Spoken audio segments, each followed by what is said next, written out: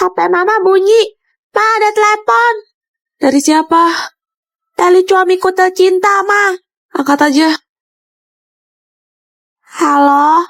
Juliet, Cello ya? Mama mana? Ma, Papa tanyain Mama nih. Udah, kamu aja jawab lah. Oke.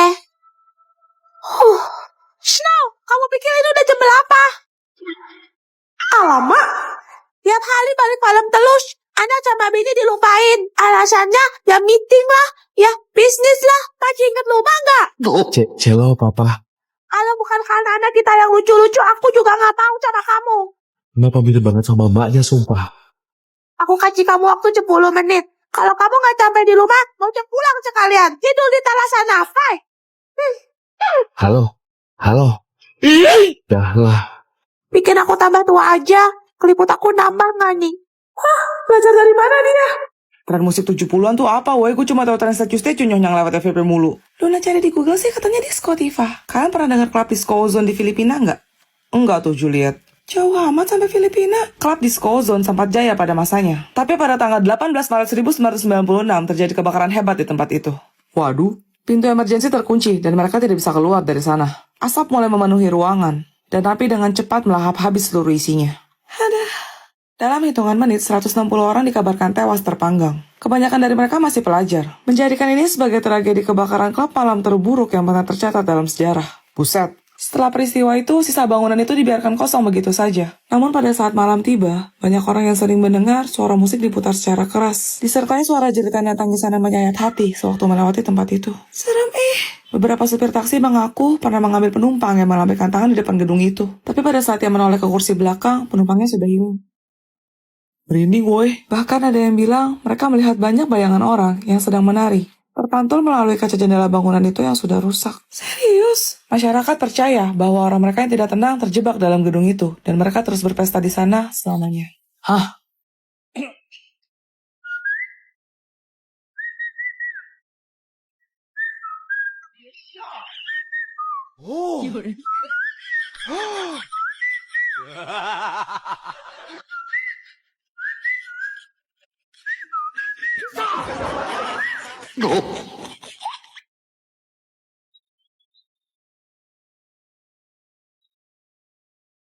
Pa, Lova sama Nenek ikut ya. Guys, lihat deh koper baru aku. Oh, Ais, itu kok mirip sama koper settlement warna hijau yang hilang kemarin ya? Hai miskin, kalau pikir koper ini cuma ada satu doang apa di dunia? Terus kamu doang gitu yang boleh punya. Jangan sembarangan nuduh deh, emangnya ada bukti kalau ini punya kamu? Kamu kenapa sih? Dia kan cuma nanya. Ais, Cia boleh lihat bentar nggak? Cia ada tulisan inisial nama Cia di bagian bawah kopernya kok. Gak boleh, emangnya orang miskin kayak kamu bisa ganti apa kalau rusak? Tapi... Hei Cia, dengar ya, kalau kamu masih maksa aku bakal kabarin kamu ke mami aku supaya untuk kamu dipanggil ke sekolah karena udah menghina anak sultan. Aku enggak. Udah Cia, jangan dilawan lagi. Tapi Cia sedih, Celo. Maaf ya, padahal itu hadiah dari kamu. Gak apa-apa Cia, Celo ikhlas kok. Nih. Hah? Itu apa Celo? Tadinya Celo mau pakai, tapi gak jadi deh. Buat kamu aja, kayaknya kamu lebih butuh. Nih. Gak usah Celo, tapi Cia boleh pinjam kan? Ayo buka, Cia penasaran dalamnya gimana. Tim Celo. Hai. Bagusan koper aku lah. Oke, aku bakal kasih lihat ke kalian koper aku. Gak maksud pamer sih, tapi emang semewah itu. Ada 2 tingkat di sisi kiri dan kanan, jadinya ada 4 baris. Dan ini dia kita penampakan koper setelah mewarnai aku. Isinya sampai 145 piece loh, jangan ngiler ya. Oke, sekarang gantian giliran Celo buka koper Baby Shark. Celo mau lepasin plastik segel pembungkusnya dulu. Tarik kertas di bawahnya dan tada! Bagian belakangnya kayak gini guys. Ayo kita buka. Jadi ini tuh koper saat mewarnai dari Crayola yang lagi collab sama Nickelodeon. Ada suratnya segala nih guys. Ternyata buku gambar dong. Dan ini dia guys, isi koper saat mewarnai Celo. Kita dapat krayon, pensil warna dan spidol yang totalnya sampai 140 piece. Terus lihat ya guys, gambarnya lucu-lucu banget gak sih? Kalian pilih. Yang mana? Komen. Mari kita bahas kasus kematian di Kampung Durian Runtuh. Siapakah yang menjadi korban kali ini? Susanti. Dan siapakah yang pertama kali menemukan jasad dari Susanti? Mutu. Uncle Mutu. Lalu siapakah yang ditunjuk sebagai kepala detektif untuk menangani kasus ini? Ijat? Waduh, kok nggak meyakinkan ya? Dan siapakah orang terakhir yang terlihat bersama Susanti? Raju. Semakin menarik ya. Kemudian setelah melalui proses penyelidikan dan terkumpul cukup bukti yang ditetapkan sebagai tersangka utama adalah Ijat. Bukannya si Ijat kepala detektifnya ya? Tapi mengingat reputasinya, Ijat tidak terima. Ia pun mengajukan banding. Siapakah yang ditunjuk sebagai alibi dalam kasus ini? Ehsan? Perasaan Ehsan anak yang baik deh. Kasus ini pun jadi semakin panjang dan belum ditemukan titik terang. Siapakah dua tersangka lain dalam kasus ini? Sapi! Ya, walaupun agak aneh tadi sapi, ya ada kemungkinan juga sih kalau diseruduk gitu ya, terus masuk jurang. Terus yang kedua, Mama Opet. Ini kenapa dua-duanya hewan ya? Setelah melalui proses pengadilan, hakim pun menjatuhkan hukuman. Siapakah yang dipenjara? Ipin! Baik, terakhir ayo kita lihat siapakah pembunuh asli dalam kasus ini. Apakah sesuai dengan tebakan kalian?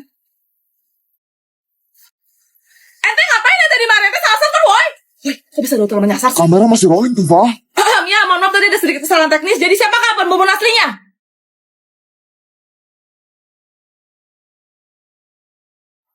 Kalian pada bawa bekal ya? Loh, kamu enggak emangnya Tifa? Tumben mak kamu nggak masak. Kemarin pan gue taruh kotaknya dalam laci ini terus ketinggalan. Abis gue disemprot emak. Waduh, drama Tupperware hilang episode sekian. Tuh, kesian deh. Lagian kotak bekal kamu jelek banget sih, makanya mungkin dikira sampah terus dibuang. Lo udah pernah ngerti tong sampah belum? Sabar Tifa, sabar. Lihat di kotak bekal Mimi, bagus banget kan? Gak ada tandingan. Hei Tifa, bakal lo biar si Manga ngomel lagi. Apaan nih? Wih, set kapibara dong, lucu banget. Pecinta kapibara? Hai. Ih, masih lebih imut Kuromi lah. Oke, yang pertama aku bakal buka yang lebih kecil dulu. Kira-kira ini apaan ya? Kayak botol minum gitu. Lihat deh guys, tuh. Putar, 7 keliling. Kalau dibuka kayak gini guys. Pas diangkat, ternyata ada sendok yang bisa dilipat. Tuh, kayaknya ini buat taruh sup atau bubur deh. Soalnya bahannya stainless guys. Lanjut, yang kedua. Harusnya dari bentuknya kalian udah bisa tebak lah ya ini apa. Yap, bener banget. Gelas tumbler kapibara. Dapat cam sama talinya juga. Ayo kita buka. Wih, kapibara kepala roti. Lucu woi. Waktunya pasang. Gantung aja di tumblernya. Ini buat minum dan bagian dalamnya udah stainless juga. Gantian giliran Mimi buka kotak bekal Kuromi. Kalian lebih pilih Kuromi? Atau kapibara? Komen. Tifa, kamu sepupunya Snow kan? Kamu tahu nggak kira-kira si Snow sukanya apa? Juliet, kenapa kamu malah nanya sama Tifa sih? Emangnya kenapa, Mimi? Mata kamu udah picek apa? Dilihat-lihat pengalaman Tifa soal cowok itu nol. Beda sama Mimi. Apa cuma Mimi satu-satunya cewek yang selalu dikelilingi sama cowok-cowok? Hasil menubur-ubur, laler paling nyoh yang ngeruburin lo. Tifa, di dunia ini mana ada sih cowok yang mau sama cewek barbar kayak lo? Gua mau. Cie. Nah, panjang umur tuh, datang orangnya. Snow, ini buat kamu. Makasih ya. Hah? Tuh kulkas rongsokan bisa senyum. Merinding gua. Hah, gak mungkin. Halo Bi, cepat aja mulai, bentar lagi pasti hujan.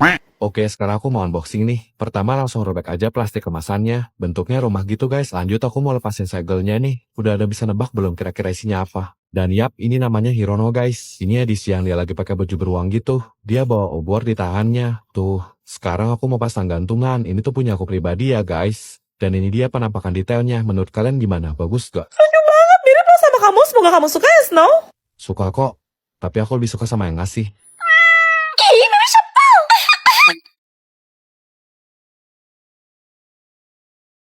Swin, like this, you make me freeze.